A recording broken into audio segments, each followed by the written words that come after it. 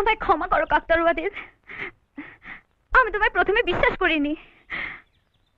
তুমি এত জাগ্রত ভাবাই যায় না। তুমি আমার একটা মনোবাঞ্ছা পূর্ণ করবে? বলো। তুমি তো অন্তর্যামী, তুমি তো আমার মনের কথা সবই জানো। তবু বলি,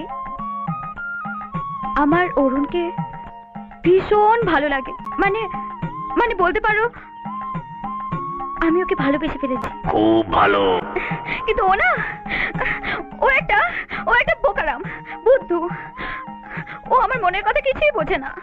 কিন্তু আমি আমার নিজের মুখে কি করে বলবো? লজ্জা করে। ভালোবাসায় লজ্জা করতে নেই।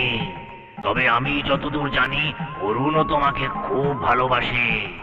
তাই তো নিতাই পণ্ডিতকে টাকা দিয়ে তোমার যাওয়া 1 সপ্তাহ পিছিয়ে দিল। সত্যি? সত্যি।